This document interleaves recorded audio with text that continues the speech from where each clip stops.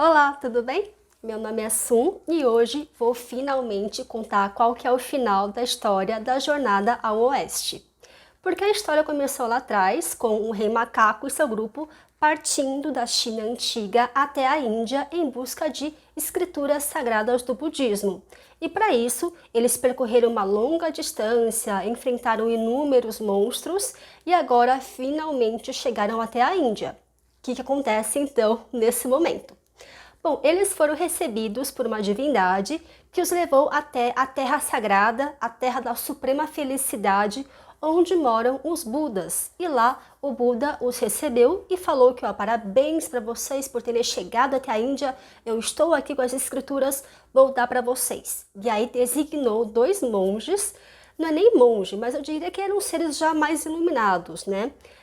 Para que esses arhates, talvez seres mais iluminados, disponibilizassem as escrituras para o monge, o rei macaco e todo o seu grupo. E aí eles passaram, né, vários livros, várias escrituras para o grupo. E eles foram guardando, super felizes. Nossa, finalmente pusemos as mãos nas escrituras, estamos com elas, né? E foram pegando, guardando, guardando. E aí eles saíram desse reino, né, dos Budas, e no meio do caminho, quando eles estavam todos muito felizes, aparece uma águia gigante e pega as escrituras, pega os pacotes, os embrulhos com as escrituras, voa lá pro alto e joga tudo lá de cima. E aí as coisas despencam, caem no chão, fica tudo voando pelo ar, as folhas das escrituras. E aí o pessoal percebeu o quê? Que as páginas das escrituras estavam totalmente em branco. O pessoal foi totalmente trollado pelos arhats. Basicamente isso. Aí o macaco voltou mais pé da vida ainda pro reino dos Budas e aí foi falar diretamente com o Buda. Olha, o que significa isso, né? Porque eu não sei se você sabe, mas os arhats que deram as escrituras pra gente nos passaram a perna. E aí o Buda falou, eu sei do que aconteceu, mas eu vou te dizer uma coisa, eu vou dar as escrituras para vocês, mas aprenda uma coisa, as escrituras não se ganham de graça. As escrituras não podem ser dadas facilmente. Mas eu vou liberar para você as escrituras. E aí, os mesmos arhats foram lá liberar as escrituras para o grupo, né? Levaram novamente o pessoal para o salão das escrituras. Chegou lá, mostrou as escrituras, dessa vez as verdadeiras, com letras, palavras, tudo escrito bonitinho, mas falou novamente, as escrituras não podem ser dadas dessa forma, gratuitamente, sem nenhum tipo de troca. O pessoal aí acabou se tocando que quando eles falam que os sutras, né, as escrituras não podem ser dadas gratuitamente, é porque existe a necessidade da gratidão. Existe a necessidade de você dar algo em troca como reconhecimento do valor do que você está recebendo. É até uma questão cultural mesmo.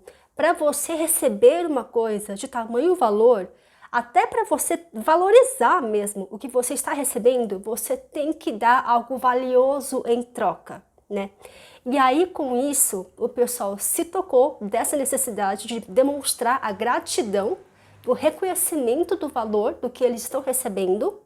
E aí eles pensaram, né? Eles se lembraram que havia um item que foi dado de presente pelo próprio imperador ao monge, que era uma espécie de tigela, de porcelana, de ouro, mas enfim, era um item bastante valioso em formato redondo, de tigela, que o imperador havia dado ao monge, né, que era um item bastante precioso mesmo, não só pelos materiais que eram composto a tigela, mas era o próprio fato de ser algo dado pelo imperador. Isso já elevava o valor daquilo de uma forma absurda. E o pessoal se lembrou então desse item.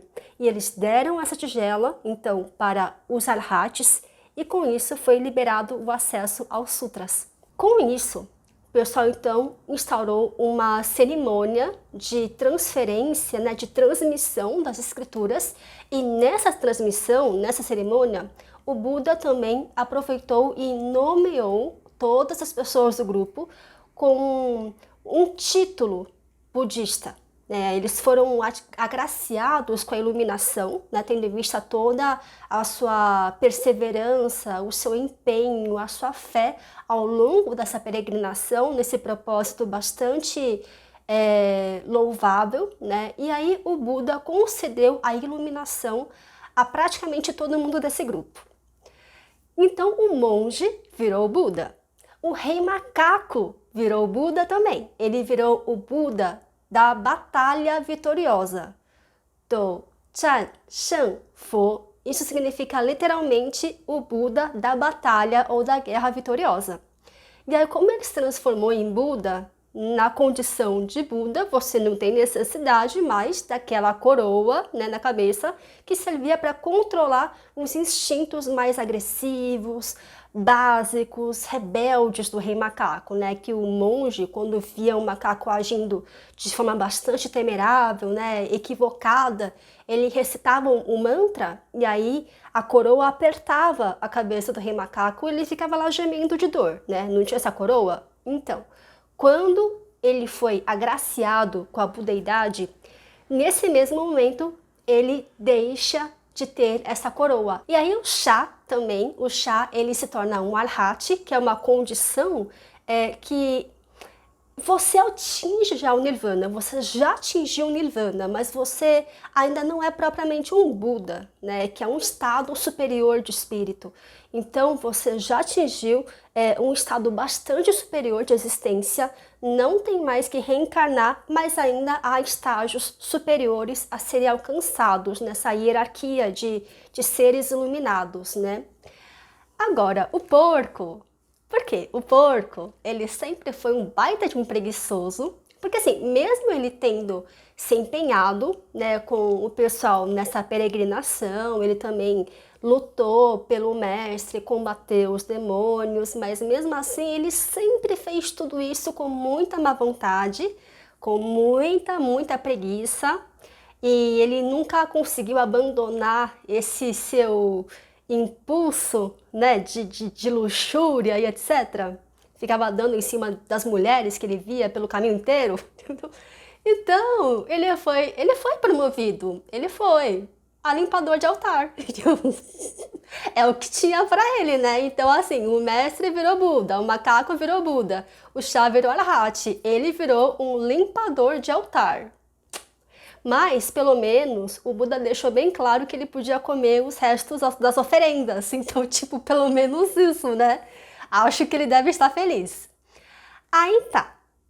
O pessoal, depois de ganhar essas nomeações, esses títulos, as escrituras, o pessoal foi embora. Mas aí o Buda se tocou de uma coisa. Ele pensou, ele falou, olha assim, 9 é o número do extremo, do máximo da completude. 9 vezes 9 é o máximo do todo, do integral, do inteiro. 9 vezes 9 é 81. Aí ele virou para Kuan Yin e falou assim, quantos desafios, quantas provações o monge enfrentou durante essa peregrinação? Aí a Kuan Yin respondeu para ele, 80. Aí ele falou, falta um, né? Falta um, vamos providenciar? Bora providenciar o último desafio que falta para completar as 81 aprovações do monge ao longo dessa peregrinação. Aí o que ele fez? Enquanto o pessoal estava peregrinando de volta da Índia para a China, o pessoal estava montado em cima de uma nuvem, porque agora eles eram seres iluminados, eram seres divinos, eles têm condição de montar uma nuvem agora. Então o pessoal estava voltando feliz para a China, montado numa nuvem, e de repente eles despencam dessa nuvem e caem na margem de um rio, com uma água bastante agitada, uma forte correnteza que não tinha como atravessar. Aí o pessoal estava preocupado, gente, mas como é que vamos voltar para casa agora com um rio desses? Não tem ponte, não tem nada. E aí, de repente, de longe, eles ouviram um chamado, né? Falando, mestre, mestre. E aí o pessoal foi olhar de forma mais atenta para ver o que era, né? E aí apareceu uma tartaruga gigante no meio do rio. E eles perceberam que era a grande tartaruga branca, que era uma velha conhecida deles, porque quando eles estavam vindo da China até a Índia, passaram por um rio, cruzaram por essa tartaruga e fizeram amizade com ela, porque fizeram um favor para ela de resgatar a casa onde ela estava, expulsaram o inimigo que tinha tomado conta da casa dela, e aí ela conseguiu voltar para casa, etc. E naquela ocasião, a tartaruga ficou muito grata e viajou 800 milhas com um grupo nas costas para transportar o pessoal de um lugar a outro, ao seu destino, né? 800 milhas. Essa tartaruga nadou com o pessoal nas costas para retribuir o favor que eles lhe fizeram. E nessa viagem, a tartaruga, sabendo que o pessoal ia lá ver o Buda, falou para eles, olha, eu sou uma tartaruga bastante velha. Como vocês podem ver, eu sou realmente uma criatura que viveu há muito, muito tempo. Eu quero saber quando que eu vou finalmente virar humano, porque tá na hora, né? Então, aí o monge falou, olha, eu vou lá encontrar o Buda e eu prometo para você que assim que eu encontrar o Buda, eu vou perguntar para ele quando que é o seu dia de se transformar em humano. Só que o grupo esqueceu disso. Quando eles estavam lá lidando com o problema das escrituras e não sei o que, o pessoal totalmente se esqueceu dessa promessa que fizeram para a tartaruga. Mas a tartaruga não, né? Então o pessoal agora que reencontrou a tartaruga foi lá e falou, bora gente, vamos subir, sobe aí no meu casco que eu levo vocês para outra margem do rio. E aí todo mundo subiu. Mas aí no meio dessa navegação, a tartaruga virou e falou, então, né, gente, vocês perguntaram aí pro Buda quando que eu vou virar humano? Aí o pessoal assim, né, você perguntou, macaco? Não, não perguntei. E aí você perguntou, porco? Ah, não, não perguntei. Ninguém perguntou. Ninguém perguntou. E aí o pessoal com aquela cara assim, meio sem jeito. E a tartaruga, que não é besta nem nada, porque viveu, sei lá, 1000 anos já, a tartaruga, ficou pé da vida. Por quê? Porque essa tartaruga, depois que o pessoal prometeu a ela que daria a resposta a ela ficou anos e anos morando nesse mesmo rio, porque sabia que o povo teria que passar por esse rio para voltar para a China. Então a tartaruga meio que ficou esperando o pessoal voltar por anos e anos, né? E aí, eis que o pessoal volta e fala que, ups, esqueci? É isso mesmo? Então, foi isso. Aí a tartaruga ficou pé da vida, começou a chacoalhar seu casco de forma totalmente alucinada, que é para derrubar mesmo o pessoal, e todo mundo caiu na água. O monge, o porco, o chá, o macaco e as escrituras, que ficaram totalmente molhadas. Bom, aí, tudo bem, nós temos a nossa 81ª provação, nós temos. Só que agora as escrituras estavam todas molhadas, né? Como é que vai fazer? Aí o pessoal foi lá, resgatou as escrituras, abriu livro por livro para ficar secando no sol, para ver se conseguia resgatar. E conseguiram sim resgatar os livros.